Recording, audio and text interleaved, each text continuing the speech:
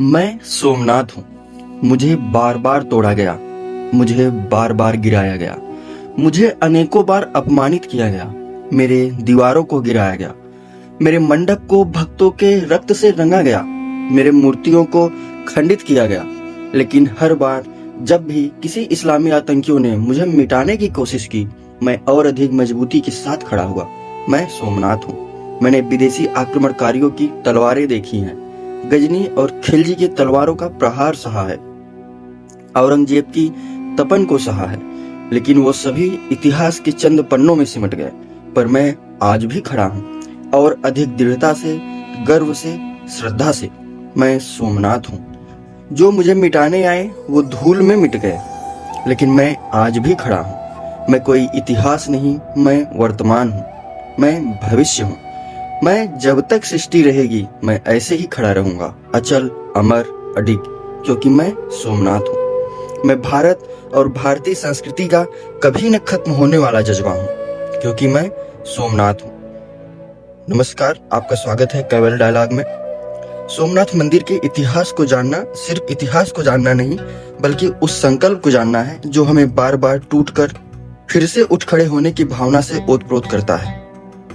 सोमनाथ मंदिर सिर्फ कोई एक इमारत नहीं है, ये हमारी सभ्यता और संस्कृति है। ये हमारी आत्मा और आत्मसम्मान का जीता जागता शरीर है। हर बार जब किसी इस्लामी आक्रमणकारियों ने भारत की जड़ों पर प्रहार किया, तो सबसे पहले उन्होंने हमारे मंदिरों पर प्रहार किया, क्योंकि वो जानते थे कि भारत के मंदिरों को मिटाकर भारत और भारतीयों के आत्मा को हिलाया जा सकता है। लेकिन वो भूल गए कि भारत की आत्मा को हिलाया तो जा सकता है, लेकिन भारत के आत्मा के संकल्पों को कमजोर नहीं किया जा सकता। और उन्हीं संकल्पों का परिणाम है 17 बार टूटकर 18वीं बार बनाया गया सोमनाथ मंदिर। 17 बार इस्लामी आतंकियों द्वारा लूटा और तोड़ा गया सोमनाथ आज और भी गर्व से सीना ताने खड़ा हुआ है, और भारत के आत्मा और संकल्प की मजबूती का मुस्कुराते हुए सबूत दे रहा है। सोमनाथ मंदिर भूमंडल में दक्षिण एशिया स्थित भारतवर्ष के पश्चिमी छोर पर गुजरात नामक प्रदेश में स्थित है। यह भगवान शिव को समर्पित 12 ज्योतिर्लिंगों में से पहला ज्योतिर्लिंग है। यह मंदिर हिंदू धर्म के उत्थान पतन के इतिहास का प्रतीक रहा है। अत्यंत वैभवशाली होने के कारण इतिहास में कई बार यह मंदिर तोड़ा तथा पुनर्निर्मित किया गया। 3 पवित्र नदियां हिरण, कपिला और सरस्वती के महासंगम पर स्थित है। इस जगह की कहानी इतनी गहरी क्यों है, ये समझने के लिए हमें वक्त में बहुत पीछे जाना होगा। तो सबसे पहले इसका नाम सोमनाथ, इसका अर्थ है सोम के स्वामी। सोमनाथ मंदिर का उल्लेख ऋग्वेद, स्कंद पुराण, शिव पुराण और महाभारत में स्पष्ट रूप से मिलता है। इस मंदिर का नाम सोमनाथ क्यों पड़ा, इसके पीछे एक बहुत ही दिलचस्प कहानी जुड़ी हुई है। कहानी कुछ ऐसी है कि सोमदेव यानी कि चंद्रमा ने राजा दक्ष के 27 बेटियों से विवाह किया था, लेकिन प्रेम सिर्फ रोहिणी से करते थे, बाकी 26 उपेक्षित थी। ये बात जब राजा दक्ष को पता चली तो वो बहुत क्रोधित हुए, और उस क्रोध में उन्होंने सोमदेव को श्राप दे दिया कि तुम्हारी चमक और रोशनी सब खत्म हो जाएगी।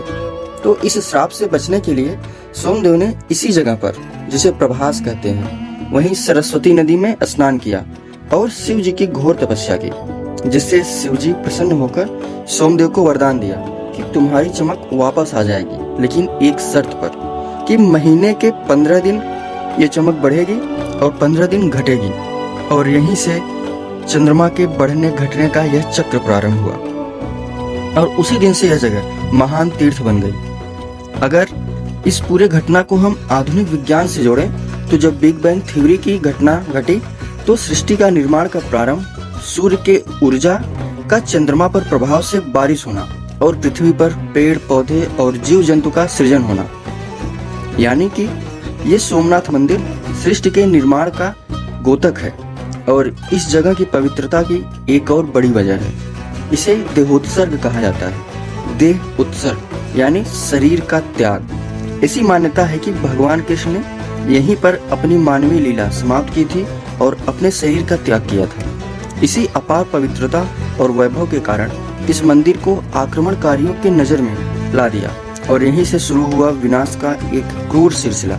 जो सदियों सदियों तक चलता रहा। इस मंदिर पर पहला आक्रमण आज से 1000 वर्ष पूर्व यानी कि 1026 ईस्वी में महमूद गजनवी ने इस मंदिर पर पहला आक्रमण किया। गजनी के सुल्तान महमूद ने भारत पर अपना 15वां आक्रमण शुरू किया। सोमनाथ मंदिर गुजरात के शासक राजा भीम प्रथम के अधीन एक अत्यंत धनी और पवित्र स्थल था। मंदिर में 350 गायक और नर्तक थे और इसकी आय 10,000 गांव से आती थी। वो काला दिन था 7 जनवरी 1026। महमूद की सेना ने दीवारों पर धावा बोला, लेकिन हिंदू रक्षकों ने एक क्रूर जवाबी हमले में उन्हें पीछे धकेल दिया। फिर 8 जनवरी को अंतिम हमले में मंदिर के द्वार पर एक भयानक हाथापाई हुई, जिसमें अनुमान है कि 50,000 से अधिक भक्तों ने मंदिर की रक्षा करते हुए अपने प्राणों की आहुति दी। फिर महमूद ने मंदिर में प्रवेश किया, 20 मिलियन दिनार की संपत्ति लूटी और शिवलिंग को टुकड़ों में तोड़ दिया। शिवलिंग के अवशेषों को गजनी ले जाया गया और जामी मस्जिद की सीढ़ियों में लगाया गया ताकि मुसलमान उन पर पैर रख सकें। लेकिन क्या इतिहास इतना सीधा है? 1000 साल बाद इतिहासकार इस नाटकीय घटना के बारे में महत्वपूर्ण सवाल उठा रहे हैं। इस महाकाव्य विनाश और लूट के समकालीन भारतीय प्रमाण कहाँ है? पुरातत्व हमें उस दिन के बारे में क्या बताता है? क्या हम पूरी तरह से आक्रमणकारियों के दरबारियों द्वारा लिखे गए वृत्तांतों पर भरोसा कर सकते हैं? सच्चाई को समझने के लिए हमें कथा की परतों को हटाना होगा और विभिन्न प्रकार के सबूतों की जांच करनी होगी। तो पहला साक्ष्य है फारसी इतिहासकारों के वृत्तांत। सोमनाथ पर हमले का लगभग हर विवरण गजनी के दरबारी इतिहासकारों और बाद के मुस्लिम इतिहासकारों से मिलता है, जिसमें पहला है अल बिरूनी, जो गजनी का समकालीन था। उसने सोमनाथ के महत्व का उल्लेख किया लेकिन हमले का विस्तृत विवरण नहीं दिया। उसने महमूद के कार्यों से हिंदुओं में उत्पन्न हुई अत्यधिक घृणा का उल्लेख किया। दूसरा है किताब जैन उल अकबर, सबसे पुराना स्रोत। यह वर्णन करता है कि महमूद ने लिंग को तोड़ा, मंदिर को लूटा और जला दिया। यह भी उल्लेख करता है कि महमूद परमदेव नामक एक शक्तिशाली हिंदू राजा से टकराव से बचने के लिए एक अलग रास्ते से लौटा। अगर बात के वृत्तांत की बात करें तो समय के साथ कहानियां और अधिक विस्तृत और भव्य होती गईं, जो महमूद को इस्लाम के एक महान नायक के रूप में चित्रित करती थी। ये वृत्तांत बहुमूल्य हैं, लेकिन वे महिमा मंडन और राजनीतिक प्रचार के उद्देश्य से भी लिखे गए थे। वे आक्रमणकारी के दृष्टिकोण का प्रतिनिधित्व करते हैं। अगर हम दूसरा साक्ष्य की बात करें तो भारतीय स्रोतों की रहस्यमयी चुप्पी। आश्चर्यजनक रूप से इतनी बड़ी विनाशकारी घटना का गुजरात या भारत के किसी समकालीन भारतीय स्रोत में कोई उल्लेख नहीं मिलता। कोई शिलालेख नहीं। चालुक्य राजा भीम प्रथम के शासन काल के शिलालेख, जो उस समय शासन कर रहे थे गुजरात में, सोमनाथ पर किसी भी हमले का उल्लेख नहीं करते। वे अन्य मंदिरों को दिए गए अनुदानों का रिकॉर्ड करते हैं, जो किसी बड़े वित्तीय संकट का संकेत नहीं देते। उस काल के जैन या हिंदू ग्रंथों में इस घटना का कोई वर्णन नहीं है। ए.के. मजूमदार ने स्पष्ट रूप से कहा है कि हिंदू स्रोत सुल्तान महमूद के छापों के बारे में कोई जानकारी नहीं देते। यदि विनाश इतना पूर्ण था तो भारतीय रिकॉर्ड इतने मौन क्यों हैं? क्या यह अपमान दर्ज करने की अनिच्छा थी या कहानी कुछ और है? यह मंदिर को जलाकर नष्ट कर दिया गया था तो पुरातत्विक रिकॉर्ड में इसके निशान होने चाहिए। सोमनाथ स्थल पर खुदाई में 11वीं शताब्दी की कोई स्पष्ट विनाश परत नहीं मिली है तो गजनवी आक्रमण की पुष्टि करती हो। मंदिर का कई बार निर्माण किया गया था, जिससे कई परतों को पहचानना मुश्किल हो जाता है। बी.के. थापर की खुदाई के.एम. मुंशी की पुस्तक में वर्णित है, जो कई चरणों में खुलासा करती है, लेकिन 1026 की घटना का कोई अकाट्य प्रमाण किताबों में नहीं है। थापर की रिपोर्ट में जानबूझकर तोड़फोड़ और तीव्र आग के संकेत मिलते हैं, जिन्हें महमूद के हमले के लिए जिम्मेदार ठहराया जा सकता है, लेकिन कालक्रम अनिश्चित है। निष्कर्ष यह था कि महमूद द्वारा नष्ट किया गया मंदिर कुमारपाल द्वारा निर्मित बाद के मंदिर की नींव के नीचे था। लेकिन हम भारतीय इतिहासकारों पर आंख मूंदकर भरोसा भी नहीं कर सकते, क्योंकि आजाद भारत के बाद कम्युनिस्ट इतिहासकारों का बोलबाला रहा, जो कि सनातन संस्कृति को हमेशा नीचा गिराना चाहे और वो चाहते थे कि भारतीयों के बीच सनातन को लेकर एक खेद की भावना प्रकट हो, न कि गर्व की। सदियों तक अपेक्षा को शांत रहने के बाद सोमनाथ की कहानी को 19वीं शताब्दी में अंग्रेजों द्वारा पुनर्जीवित किया गया। एलेनबरो और गेटवे ऑफ सोमनाथ 1842 में प्रथम आंग्ल अफगान युद्ध में अपमानजनक हार के बाद गवर्नर जनरल लॉर्ड एलेनबरो ने गजनी से चंदन के द्वार वापस लाए। उसने दावा किया कि ये वही द्वार है जिन्हें महमूद सोमनाथ से ले गया था और उनकी वापसी को 800 वर्षों के अपमान का बदला के रूप में घोषित किया। इस घटना ने सोमनाथ की कहानी को हिंदू मुस्लिम तनाव के एक शक्तिशाली प्रतीक के रूप में ब्रिटिश भारतीय राजनीतिक विमर्श में मजबूती से स्थापित कर दिया। सबूत बताते हैं कि महमूद ने 1026 में सोमनाथ पर छापा मारा था। हालांकि बहस विनाश के पैमाने और उसके बाद की कहानी के निर्माण पर केंद्रित है। गजनी के दरबारियों ने इसे महिमा मंडित किया, औपनिवेशिक शासकों ने इसे अपने उद्देश्य के लिए इस्तेमाल किया और राष्ट्रवादी नेताओं ने इसे राष्ट्रीय गौरव के प्रतीक के रूप में पुनर्जीवित किया। एक ऐतिहासिक छापा समय के साथ एक राष्ट्रीय आपात और वीरता की एक महाकाव्य कथा में बदल गया। सोमनाथ की कहानी दिखाती है कि कैसे इतिहास को याद किया जाता है, आकार दिया जाता है और वर्तमान को परिभाषित करने के लिए पीढ़ियों तक बार बार बताया जाता है। यह तथ्यात्मक रिकॉर्ड से कहीं ज्यादा है। यह भारत की सामूहिक स्मृति का एक जीवित हिस्सा है। महमूद का आक्रमण सोमनाथ के लिए अंत नहीं था।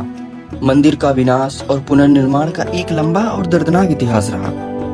जितने भी इस्लामी शासक थे वो हिंदुओं को नीचा दिखाने के लिए हमेशा मंदिरों का अपमान किया करते थे। जैसे 1026 में महमूद गजनी ने किया, तो 1299 में अलाउद्दीन खिलजी, उसके सेनापति अलफ खान ने मंदिर को फिर से नष्ट कर दिया। अमीर खुसरो ने इस विनाश का महिमामंडन किया। सोमनाथ के मंदिर को पवित्र मक्का की ओर झुकने के लिए मजबूर किया गया, ऐसा अमीर खुसरो कहता है। फिर लगभग 1395 ईस्वी में मुजफ्फर शाह प्रथम गुजरात के सुल्तान ने मंदिर को अपवित्र किया। फिर 1469 ईस्वी में महमूद बेगड़ा मंदिर को मस्जिद में बदल दिया। 1665 से लेकर 1706 ईस्वी तक औरंगजेब ने इस मंदिर को पूरी तरह से ध्वस्त करने का आदेश दिया ताकि इमारत का कोई निशान न बचे। सोमनाथ पर बार बार हमला किया गया, जो इसे आक्रमणकारियों के लिए एक शक्तिशाली प्रतीक और रक्षकों के लिए आस्था का केंद्र बनाता है। हर विनाश के बाद सोमनाथ को फिर से बनाया गया। यह अटूट आस्था और सांस्कृतिक दृढ़ता और एक मजबूत संकल्प का प्रमाण है। 1783 ईस्वी में अहिल्याबाई होलकर ने, जो इंदौर की रानी थी, पुराने मंदिर के खंडहरों के पास एक नया मंदिर बनवाया। फिर लगभग 1308 ईस्वी में महिपाल खिलजी के विनाश के बाद मंदिर की मरम्मत की। फिर 1169 ईस्वी में कुमारपाल ने, जो चालुक्य शासक था, एक भव्य पत्थर के मंदिर का निर्माण किया। भावा बृहस्पति के शिलालेख में इस पुनर्निर्माण का वर्णन है। फिर 11वीं शताब्दी में भीमदेव और भोज महमूद के छापे के तुरंत बाद मंदिर का पुनर्निर्माण किया गया। सोमनाथ का भौतिक रूप नष्ट हो सकता था, लेकिन एक पवित्र स्थल के रूप में इसका विचार और महत्व कभी नहीं मिटा। फिर आजाद भारत के बाद 1947 में भारत की स्वतंत्रता और जूनागढ़ के एकीकरण के बाद उप प्रधानमंत्री सरदार वल्लभ भाई पटेल ने सोमनाथ का दौरा किया। 13 नवंबर 1947 को मंदिर के खंडहरों को देखकर पटेल ने घोषणा की कि स्वतंत्र भारत की सरकार मंदिर का पुनर्निर्माण करेगी ताकि राष्ट्र के गौरव को बहाल किया जा सके। गांधी जी के सुझाव पर निर्णय लिया गया कि मंदिर का निर्माण सरकारी धन के बजाय सार्वजनिक दान से किया जाएगा, जो लोगों की इच्छा का प्रतीक होगा। मुंशी ने पुनर्निर्माण परियोजना को चलाने में महत्वपूर्ण भूमिका निभाई। इसे एक राष्ट्रीय प्रतिज्ञा के रूप में देखा। सरदार पटेल ने कहा कि सोमनाथ का पुनर्निर्माण पूरा होने पर ही हम इस तीर्थ यात्रा का फल प्राप्त करेंगे, जैसा कि मुंशी द्वारा याद किया गया है, उनकी जो किताब थी मुंशी की। लेकिन आजादी के बाद भी इस मंदिर का निर्माण इतना आसान नहीं था, क्योंकि हमारे प्रधानमंत्री चाचा नेहरू जी इस मंदिर का विरोध कर रहे थे। उनका कहना था कि मंदिर का निर्माण नहीं होना चाहिए, इससे विदेश में भारत की छवि पर गलत प्रभाव पड़ेगा। उन्होंने पाकिस्तान के उस समय के प्रधानमंत्री को पत्र लिखकर माफी मांगी और जब मंदिर की प्राण प्रतिष्ठा करनी थी तो यहाँ के पुजारियों ने कहा था कि दुनिया के सारे नदियों से जल लाया जाएगा, क्योंकि ये मंदिर सृष्टि के निर्माण का द्योतक है, तो विश्व के सारे नदियों के जल से जलाभिषेक होगा। नेहरू जी ने चीन में रहते हमारे एम्बेसडर को पत्र लिखकर यह आदेश दिया कि वो इस काम में मदद न करें, यानी कि चीन से नदियों का पानी भारत न भेजें। इससे चीन के जो कम्युनिस्ट सरकार है उसको बुरा लगेगा और भारत की छवि पर गलत प्रभाव पड़ेगा। अब नेहरू जी का मनसा चाहे जो भी रहा हो, अच्छा भी हो सकता है, बुरा भी हो सकता है, लेकिन उनकी इस मनसा की वजह से सनातन संस्कृति का बहुत नुकसान हुआ, पूरे भारत देश का नुकसान हुआ। लेकिन सारे अवरोधों के बाद सोमनाथ का निर्माण दोबारा हुआ। पुनर्निर्मित सोमनाथ मंदिर का उद्घाटन 11 मई 1951 को भारत के पहले राष्ट्रपति डॉक्टर राजेंद्र प्रसाद द्वारा किया गया था। यह सिर्फ एक मंदिर का अभिषेक नहीं था, यह सदियों के आक्रमण के बाद सांस्कृतिक और सभ्यतागत आत्मविश्वास के पुनरुत्थान का प्रतीक था। पीएम मुंशी ने लिखा कि यह ऐतिहासिक न्याय का एक कार्य था जिसने राष्ट्र की आत्मा को गर्म कर दिया। आज का भव्य मंदिर उसी स्थान पर खड़ा है जो विनाश पर सृजन की शक्ति का एक अस्थायी इमारत है। सोमनाथ की कहानी, चाहे उसे इतिहास, मिथक या स्मृति के रूप में पढ़ा जाए, हमें सिखाती है कि विनाश अस्थायी नहीं होता। हमें यह याद दिलाती है कि लचीलापन, विश्वास और सृजन की इच्छा अंततः प्रबल होती है। सोमनाथ का मंदिर आज सिर्फ पूजा का स्थान नहीं है, बल्कि भारत की अदम्य भावना का प्रतीक है। एक ऐसी सभ्यता जो अपने अतीत का सम्मान करती है और आत्मविश्वास के साथ अपने भविष्य का निर्माण करती है। धन्यवाद।